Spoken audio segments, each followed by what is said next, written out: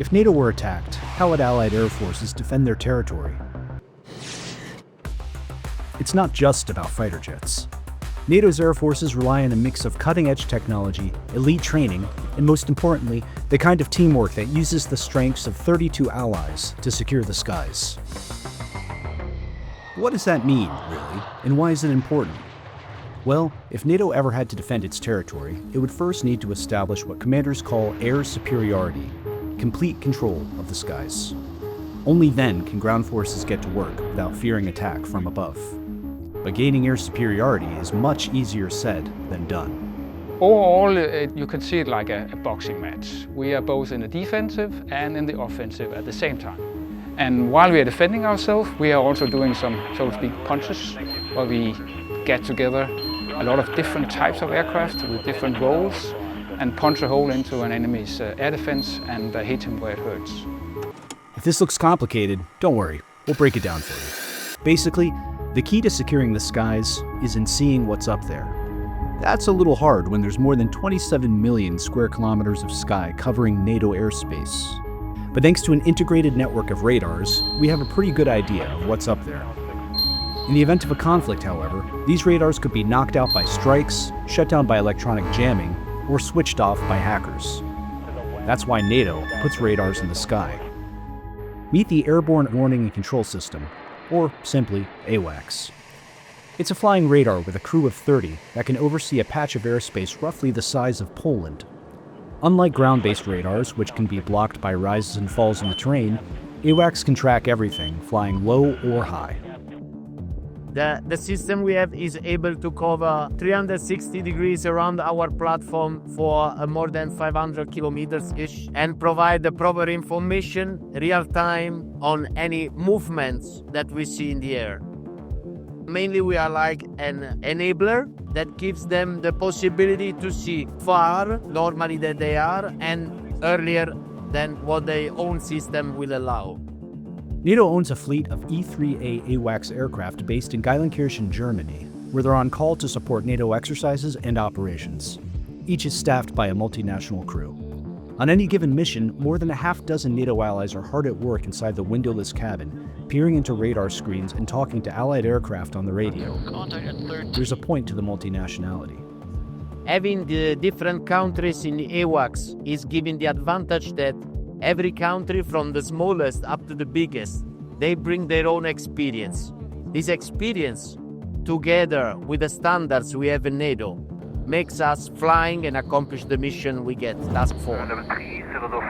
While AWACS watches over the alliance, it can't protect friendly aircraft from surface-to-air missiles, commonly called SAMs. These missiles can travel at near hypersonic speeds and reach high into the stratosphere. They're guided by radars that can see aircraft coming from far away. To prevent SAMs from shooting down friendly aircraft, NATO would first have to take out the radars guiding them. One of the biggest challenges we have is an opponent's air defense, because the air defense is not just one system, but normally a system of systems. So to peel that onion, as we call it, we need a variety of capabilities.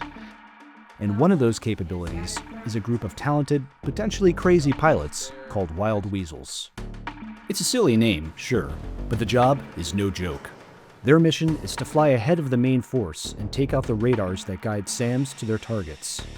First in, last out, that's kind of what we all know that we're going to be asked to do. We're going to be the first ones in on the leading edge of the larger force package to try and get them to turn on and look at us so we can suppress that threat. The Weasels use a specialized missile called a HARM, short for High-Speed Anti-Radiation Missile, that homes in on the radar signal, forcing it to either shut down or risk destruction. But if they can find the radar, that means the radar can find them. Do you have the most stressful job in the world? Biased answer, I would say yes. I'm sure others would disagree with me, but it's a very stressful job. It's one of those things where, yes, it is dangerous. It's an inherently dangerous mission set, but we are very prepared as a squadron, as an Air Force, as a whole, to take on that very challenging mission set. With the threat of surface-to-air missiles minimized, the Weasels have opened the door for Allied fighter jets. When the enemy's air defense is down, that gives us the air superiority to actually attack what we need to attack on the ground. NATO allies operate more than a dozen types of fighters, supersonic jets designed to take on multiple missions at the same time, from bombing raids to dogfights to providing close air support for Allied troops on the ground. With fighters from different nations taking off from different bases on around-the-clock combat missions, this would be an extremely complicated undertaking. But it's made easier by the fact that, after decades of training together, NATO's fighter pilots can work together seamlessly. We have basically same manuals, stronger together. That's not just a buzzword. And I believe in that when we are able to work together, get to know each other, that's strong.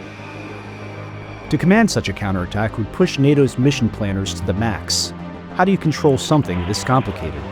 The answer might surprise you, by controlling it as little as possible.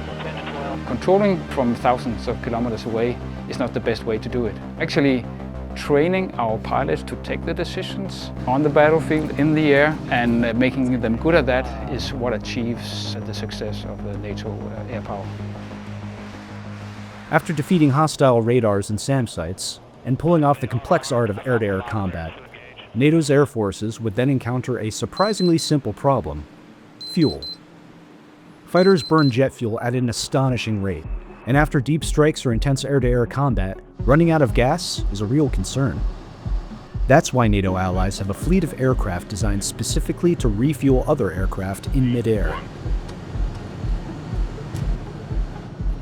These massive air-to-air refuelers are like flying petrol stations. They carry over 130,000 liters of jet fuel and can pump it into friendly fighters at a rate of more than 4,000 liters per minute. So biggest advantage of us refueling them in the air on the spot is to extend their time in the air and their range. If we would drag them from A to B, for example, that's the most prominent point. For gas-thirsty jets on their way home from a long mission, they're a sight for sore eyes. But linking up might be harder than it seems. You have teach from the beginning of the pilot career that don't hit anything with the airplane, and now once you do air-to-air refueling, you have to hit something. But it is different way of flying, let's say so. But we're trying to provide the most stable platform that we can be. So we're flying the most predictable way. So we're matching speeds, we're pre-arranging speeds that will both fly, and then it's a lot of pre-arrangement and predictability. This is, more or less, how NATO would defend its airspace against conventional attack. But recent years have introduced new threats that allies must account for. In Ukraine, for example, millions live under a near-constant onslaught of armed drones used by Russia to hit both civilian and military targets. These drones are slow and clumsy, but they can be deployed by the thousands. NATO allies are developing new tools to counter this threat at any scale. In the meantime, quick reaction jets are on alert 24/7 to repel any intrusions into our airspace. At the end of the day, securing the skies takes more than cutting-edge tech or even bravery. It takes a lot of practice. Ask any NATO Air Force officer what sets them apart, and they'll say, well-trained pilots. And with 32 nations, we kind of challenge each other, which means that we are constantly getting better instead of just taking the rule book and just following it. You kind of have to rely on your training, you rely on the preparedness and readiness that you have.